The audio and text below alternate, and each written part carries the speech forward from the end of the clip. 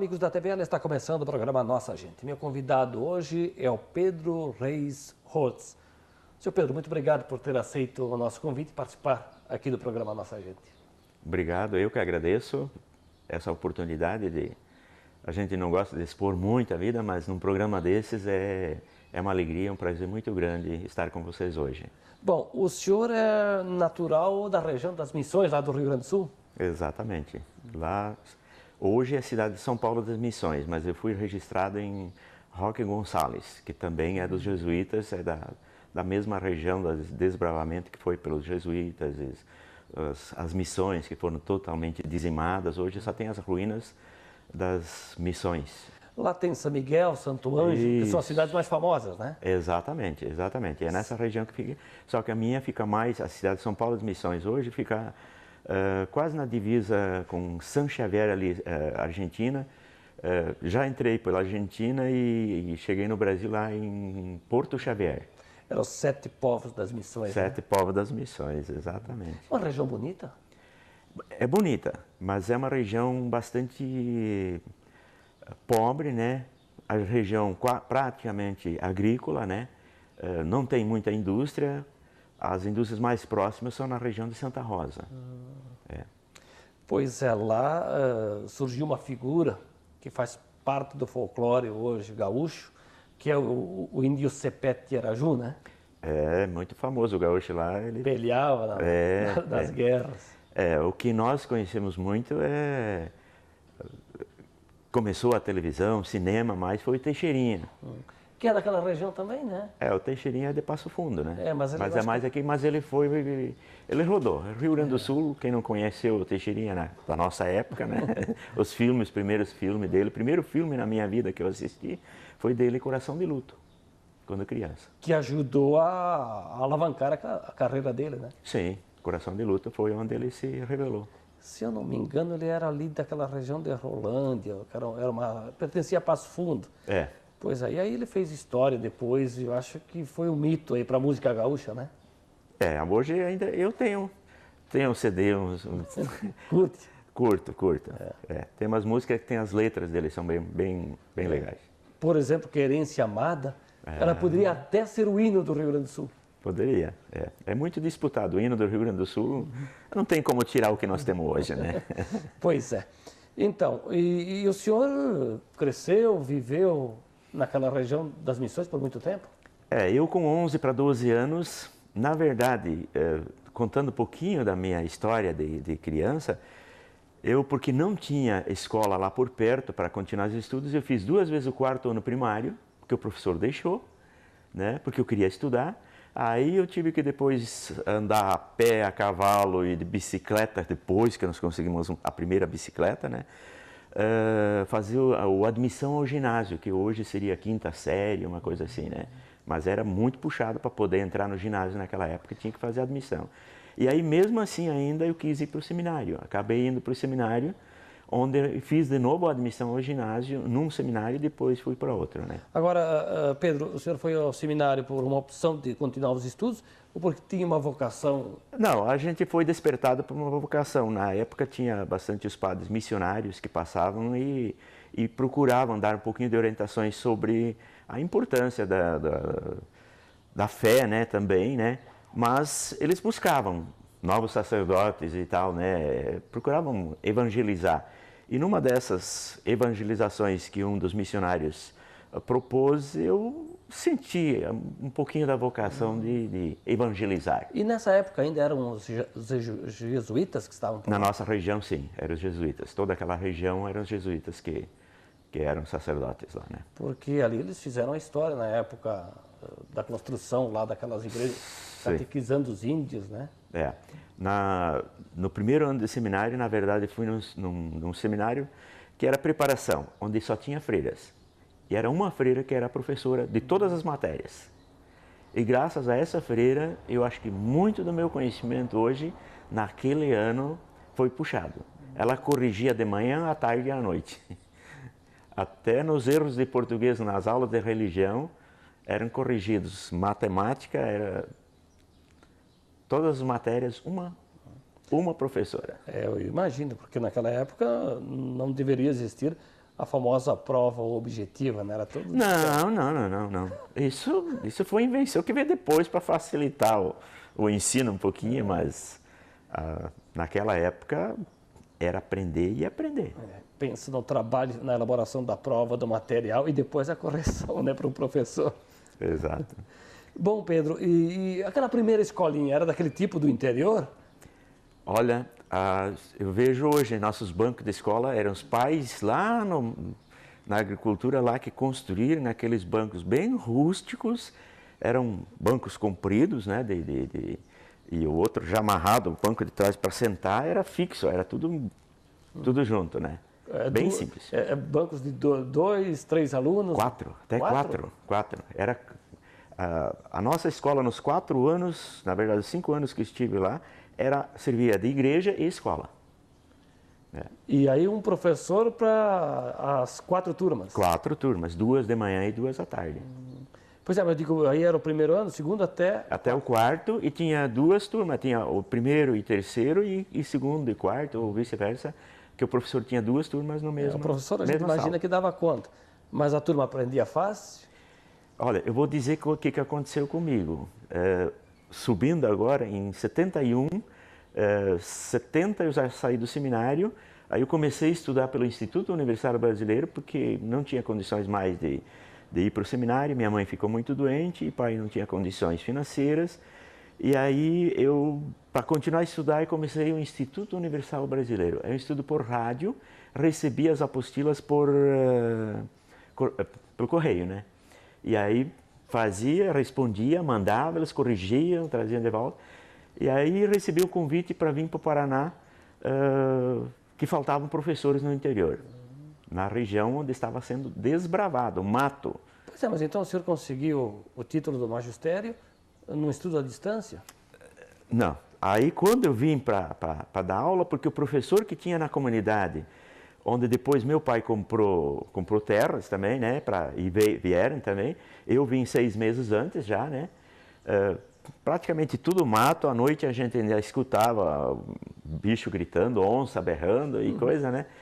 E nesse local, eu com 16 anos, eu lecionando, sendo professor, porque eu tinha mais condições do que o professor que estava lá tinha o 3º ano primário só. O senhor tinha conhecimento, né? Eu já tinha conhecimento. Daí que eu entrei para a aula. E convenhamos que quem saía do colégio de freiras, no seminário, tinha uma preparação um pouquinho mais à frente dos demais, né? Com certeza. Aquilo que eu aprendi num ano com aquela professora, eu já tinha feito admissão antes, e mais com aquela professora, foi algo assim extraordinário, que tenho hoje, conhecimentos que tenho hoje, que não se aprende assim português, matemática, era 100%. E o senhor continuou depois dos estudos? Não? Aí quando eu estava lecionando já no Paraná, daí comecei como professor primário. A sorte que nos primeiros 6 meses já a prefeitura já deu a alfabetização para os professores, porque todos praticamente no município tinham dificuldade para alfabetizar. E a prefeitura viu essa necessidade de preparar os professores melhor para melhorar a alfabetização. E eu caí justamente nessa hora. Para mim foi uma bênção, né, de ter recebido essa preparação, né? E aí eu tive essa experiência que meu professor teve, 2 turmas também. No 2º ano que eu estava lecionando lá, eu tinha 132 alunos. Tinha famílias que tinham 7 filhos, tudo no primeiro aninho, tudo para alfabetizar. E aí a história bonita que eu não esqueço nunca, que tinham meninos que só vinham nas quartas e nos sábados. Aí eu pensei, mas o que está acontecendo? Por que eles só podem vir nesses dias? Os maiores, né? Porque nos outros dias eles tinham que trabalhar. Nas quartas-feiras e sábados tinha educação física. Aí as meninas jogavam vôlei e os meninos jogavam bola. E eu, 17 anos, no 2º ano que eu lecionei, aí a bola, eles vinham para jogar bola. Amavam. E eu peguei eles, pelo menos vão aprender pelo menos pouquinho a mais. Aí nas quartas, as 2 primeiras aulas, eu aproveitava para recuperar a matéria para eles aprenderem um pouquinho, porque os outros já tinham avançado, né? E no sábado a mesma coisa. 2 a 3 horas de aula primeiro para depois jogar bola, fazer exercício físico. O Pedro, nós estamos falando de que época? 71 a 75. Não é tão distante assim. Não é. E por incrível que pareça, O pai desses meninos, um deles, eram dois caboclos que derrubavam mato, aí os filhos mais velhos tinham que ajudar. Para o fazendeiro, podiam plantar no primeiro ano milho, no segundo e terceiro ano hortelã, e aí já tinham que plantar o tal do colonião para o gado, para eles poderem fazer as fazendas de gado. Que região, que cidade era essa? Hoje Missal é na região onde hoje está tudo alagado Itaipu. O lago de Itaipu encobriu aquela região lá onde tinha a escolinha onde eu lecionava, ainda ficou de fora. Mas ainda existe, só que não tem mais alunos. Já foi para a cidade, né? A gente falava da região das Missões, né? As ruínas de Santo Ângelo, de São Miguel e Foz do Iguaçu também antes de Itaipu. Talvez era um dos pontos turísticos mais importantes do mundo, do Brasil pelo menos.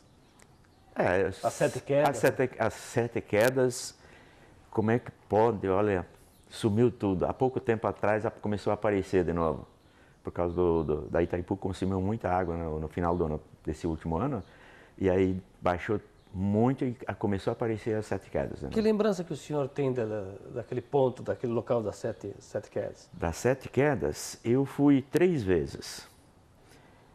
Um dos momentos assim é você passar e olhar o que é a natureza e quantos pingos de água devem ter caído naquele lugar para ficar aquela profundidade, aquelas rochas, aquela água e tudo aquilo, e como é que o ser humano conseguiu colocar aquelas passarelas todas para fazer aquele passeio maravilhoso que a gente fazia. Na época da construção do Itaipu, e quando se anunciou a obra, foi uma polêmica tremenda em todo o país, né?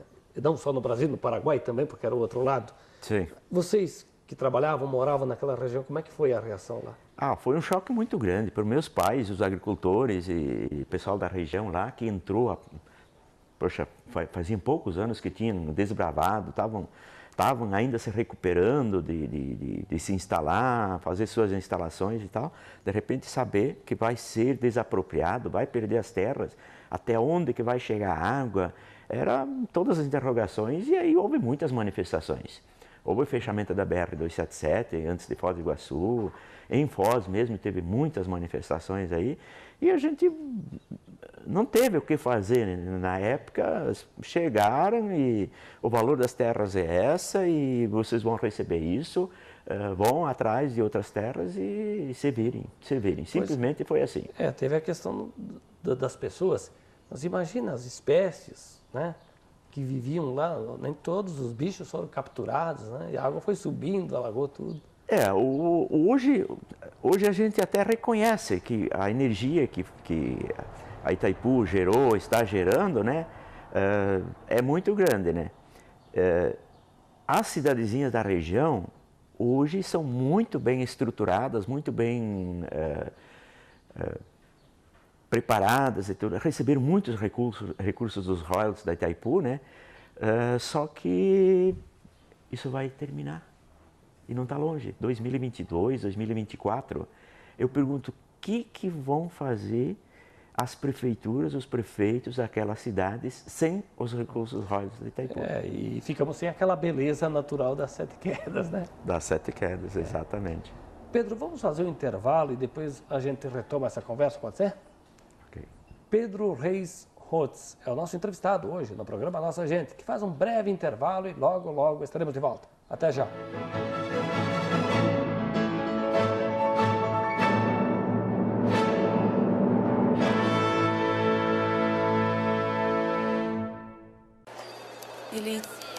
Ele tinha um sorriso irônico. O rosto era meio redondo. Dos olhos eu lembro bem. Ele tem um olhar forte. Nós vamos buscar esse elemento. É esse cara. Você tem certeza? Identificar os criminosos da internet não é simples. Acesse www.denuncie.org.br e saiba como se proteger.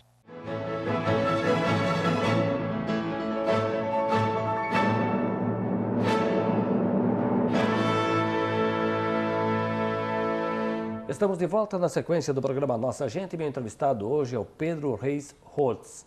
O senhor, claro, é de origem alemã. Isso. O senhor pesquisou a origem, não? Um pouco. Estamos fazendo as raízes da família, a escala genealógica. Já cheguei nos meus bisavós.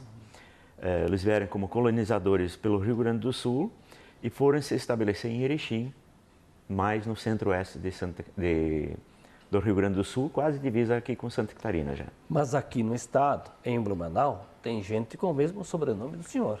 Tem. Tem aqui, tem Porto União, União da Vitória, Pomerode, aqui na divisa de Pomerode, eu já verifiquei. E pelo que eu sei das raízes do pessoal de União da Vitória, Joinville, Rose Hotel, né? Essa geração desse pessoal, eles vieram refugiados. A nossa família, no caso, a origem veio pelos colonizadores, que nem o Dr. Blumenau, mais ou menos na mesma época, deve ter sido um grupo que migrou para a região do Rio Grande do Sul, entrou para o centro do Rio Grande do Sul. A turma que aproveitou o convite do Dom Pedro II, né? Para habitar. Exatamente. Então, e qual o significado do seu sobrenome? Madeira. Madeira. Me estranho o Reis entre o Pedro e o Ros. Reis é minha mãe. O Reis em alemão é Reis, arroz. Então, em alemão, o Reis português e o Reis alemão se escreve da mesma forma. Agora, Pedro, o senhor disse que quando saiu do Rio Grande do Sul, acompanhou a família para ir até o estado do Paraná. Agora, a sua vinda para Blumenau, qual foi o motivo? Olha, eu quando me aposentei, eu fui funcionário de carreira depois que eu fui professor, né? Eu fiz o concurso do Banco do Estado do Paraná, acabei sendo aprovado em segundo lugar naquela época e fiz carreira. Rodei o Paraná ponta a ponta, comecei lá no oeste, comecei faculdade em Foz do Iguaçu, depois fui transferido para a União da Vitória, terminei faculdade lá, Morretes, Quatro Barras, Campo Largo, Florianópolis, fiquei um ano em Florianópolis estudando pelo banco, né, num concurso fantástico que eu passei também, que nos anos do Collor, do presidente Collor na época, né, que ia mudar toda a economia e tal. E eu fui das 10 vagas que preenchi na época para fazer esse concurso, esse curso de um ano, para ver a nova política econômica brasileira e tal, né? E logo em seguida o Collor já foi cassado e o curso praticamente... eu aprendi muito, mas para o banco mudou tudo de novo, né? Então, vim para o Paraná e me aposentei, morando em Campo Largo, mas na segunda maior agência do Banco do Estado do Paraná, a agência Ceasa, na cidade industrial de Curitiba. Então o senhor dividiu a sua carreira entre a sala de aula e o banco? E o banco, exatamente. Então eu digo, vim para Blumenau porque me aposentei e daí a minha esposa, na região de Curitiba é muito frio, né? 4 estações do ano por dia que dá, né? Quando não chove. E ela com problemas de saúde, artrite reumática e coisa, o médico determinou, vai para uma região quente, preferência nordeste. E aí ela já tinha, os pais estavam morando aqui e tal, e ficou um mês por aqui, melhorou e ela trucou. Você sabe quando se truca, ou você tem o gato na mão, ou, né? E ela tinha o gato na mão e eu tinha que acompanhar ela. Toda a vida me acompanhou na minha vida de bancário, né? Onde eu fui transferido, ela estava sempre pronta, acompanhando. E nessa hora eu olhei pela saúde dela, deixei faculdade, que eu estava com matérias na faculdade em Campo Largo já, e tinha uma corretora de seguros, mas mesmo assim eu ainda optei para cuidar da saúde dela e acabamos parando aqui em Blumenau. Que época o senhor veio para cá? 2001. Ah, não faz tanto tempo. Não faz, 14 anos, né? Mas já está se sentindo blumenauense? Ah, com certeza, desde que eu cheguei, na verdade eu frequentava a Blumenau desde 89 já. 89, 1º de outubro que eu vim para cá, né? Então, outubro que me chamou para cá. Abriu as portas. Abriu as portas, exatamente. Então, que é o marco de Blumenau hoje, é outubro, para onde você vai. Quando a gente viaja para esse Brasil afora, a gente fala Blumenau, Oktoberfest. Então isso é um marco para Blumenau, né? Eu tive a oportunidade uma vez de participar de uma comitiva, como jornalista, participando do grupo, na divulgação da Oktober lá no Teatro Guaíra, em Curitiba. A admiração dos paranaenses Foi feita uma mini Oktoberfest, uma bandinha lá, um comes e bebe. É impressionante como as pessoas de fora valorizam muito a nossa festa, né? Eu saio por aí e eu carrego Blumenau. Eu carrego. Porque eu sei o valor que tudo isso tem. E nós temos que não criticar, mas sim fomentar cada vez mais essa Blumenau. E eu posso dizer que Blumenau me recebeu de portas abertas. E eu, contar um pouquinho da história da minha chegada para Blumenau, eu tinha ainda a corretora lá e eu ia uma semana assim, eu voltava para lá porque eu era o corretor. E passeando na 15 lá, procurando uma coisa para minha esposa fazer. Como ela era artesã, fazia muitos trabalhos artesanais já, a vida toda como artesã, e eu acabei aprendendo artesanato com ela também, né? E sempre gostei do artesanato, sempre fui fã e procurei incentivar muito e patrocinei muito o tempo do banco. Quando eu podia patrocinar eventos artesanais, eu fazia isso. Passeando na 15, eu entrei na feira de artesanatos, onde hoje é a FEARTE ainda, e parecia que uma missão estava esperando por mim lá, né? E o senhor virou presidente da feira? A presidência foi uma missão realmente, uma missão que me incumbiram e que está até hoje comigo ainda sou presidente por questões até... A gente sabe que o artesão, ele sabe fazer as coisas, ele gosta de trabalhar, ele sabe fazer as coisas, ele é criativo, mas quando toca em conhecimento de ser líder, aí ter liderança hoje em qualquer lugar é muito difícil. Liderar grupos, para o ser humano, são poucos. Só para situar, né, para o telespectador, para aqueles que não conhecem, a feira ela está localizada na Rua 15, ali próximo ao Colégio Santo Antônio Bom Jesus, né? Isso, em frente ao Castelinho da Van hoje, né? Bom, e ali tem muita gente que trabalha, desenvolve a sua arte, a sua criatividade, né? Eu vou resumir, eu acho que ali o trabalho muito é feito em casa. Ali é o local de sobrevivência de muitos artesãos aí que já passaram, que ainda estão lá, lutando, porque disso ali que eles dependem, o dia a dia do trabalho deles.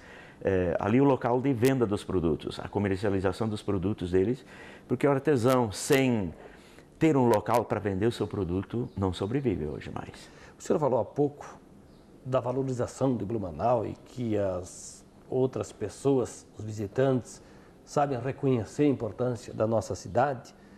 E é claro que a feira também serve para que esse visitante leve uma lembrancinha da cidade, né? Olha, eu principalmente tenho observado, sou um grande observador, e às vezes olhando assim as pessoas chegam, mostram a peça que fizeram, aquele produto que criaram com muito carinho, e quando alguém compra aquele produto, eles olham até atrás daquele, ai, por que eu vendi? Eu queria ficar para mim, né? Então, com tanto carinho que é feito e com tanto esforço e a dedicação com que é feito. E nós hoje podemos dizer que a nossa FEARTE tem produtos espalhados pelo mundo inteiro. Não é só no Brasil. É pelo mundo inteiro, porque Blumenau recebe turistas do mundo inteiro. E a variedade ali, ela é ampla, né? Tem muitas... Por isso nós procuramos ali, às vezes eles criticam a gente ali, porque tem... podiam ter colocado mais pessoas, mais produtos, muito mais produtos e tal. A gente procura cuidar para que não seja um local muito poluído e que tenha bastante variedade. Você falou certo, variedade tem de tudo, né? E acima de tudo, o que a gente cobra muito dos artesãos, eu como presidente, alerto eles para que eles cuidem da qualidade. Pedro, o senhor demonstrou, né, que tem um amor por Blumenau, como todos os que escolhem Blumenau para viver e aqueles que nascem aqui já por natureza têm essa paixão pela cidade. E por conta dessa boa relação, a Câmara prestou uma homenagem. Agora, recentemente, o senhor foi reconhecido como cidadão blumenauense, né? Esse título foi a grande surpresa minha, porque quando fiquei sabendo que seria o título de cidadão blumenauense, eu perguntei, mas por que eu? A gente se surpreende. sabendo da importância desse título. E aí o autor me disse, porque eu conheço o teu trabalho, você é uma pessoa que veio e não disse para que veio, mas veio e está fazendo aquilo que muitas pessoas, muitas autoridades municipais e estaduais não estão dando importância para o teu trabalho, que é defender uma classe que não está sendo reconhecida. Por que não está sendo reconhecida? Agora sim, nessa atividade de empreendedor individual, no caso aí teve aquela lista de profissões, no caso, que seriam escolhidas para receber o CNPJ, no caso de empreendedor individual, né? E aí os artesãos foram um dos que, realmente, dos primeiros, parece que entraram na lista, porque era uma atividade que estava nos planos de governo, como empreendedorismo, como criatividade, como renda, geração de renda. É isso que, se eu estou lá, eu sou um profissional formado, tenho pós-graduação, tenho vários cursos superiores, deixei de lecionar na faculdade porque não quiseram nem olhar meus títulos quando eu vim para Blumenau. Porque disseram que os títulos dos últimos, ou as pós, no caso, e coisas, teria que ser dos últimos 5 anos. Anteriores àquilo não teria mais. Levei uma ducha de água fria na minha cabeça, assim, que na hora eu não sabia o que fazer. Mas eu caí no artesanato. Estou fazendo com prazer, estou fazendo com alegria e estou ajudando com que essas pessoas, a AFEARTE, no caso a Associação dos Artesãos, faltou liderança e está faltando liderança para que no estado de Santa Catarina seja levada para outros estados nas feiras principais que acontecem. Agora me chama a atenção porque o senhor começa como professor, o senhor passa pela atividade bancária e o senhor se dedica agora nessa parte do artesanato, que é a criatividade, que é a arte. São coisas bem distintas, né? Eu me pergunto aí, mas eu resumo em 3 tópicos. Fui professor por vocação. Minha vocação, depois... Quanto tempo em sala de aula? Eu fiquei 4 anos, mas depois mesmo assim, já trabalhando no banco, eu lecionei contabilidade bancária, como estava em banco, no técnico de contabilidade, né? Contabilidade bancária. Dentro do banco, eu estava sempre envolvido nos treinamentos à distância, né? E mesmo nas agências, né? Eu sempre procurava, a minha comunicação era, eu procurava transmitir aquilo que conhecia para os outros, eu não segurava para mim. Então eu fui professor por vocação e quero fazer a parte de mestre, no caso, lá para os artesãos, a organização e toda a parte, eles nunca precisaram procurar fora. Fui bancário por profissão e sou artesão por missão. Então, mais ou menos dá para fechar o porquê, mas mesmo assim, a missão, a gente recebe, ela vem lá de trás. Quando você recebe alguma coisa e tem que cumprir, eu sempre fui dessa forma. Assumo alguma coisa, é para tocar e seguir em frente. Pedro, o senhor mencionou algumas vezes a esposa, né? E, inclusive o motivo de mudar do Paraná aqui para Blumenau. Como é que é o nome dela? Nelci. Quantos filhos o senhor tem? 3. Tem netos, imagino? Tenho 6. 6? 4 netos homens e 2 meninas. Todos por aqui? Não, ficaram no Paraná. Poxa, então o senhor de vez em quando tem que fazer uma viagem. Você falou do título que eu recebi. O título era para ser entregue em dezembro do ano passado, e aí por problemas internos da Câmara foi transferida, e agora, recente, que eu recebi.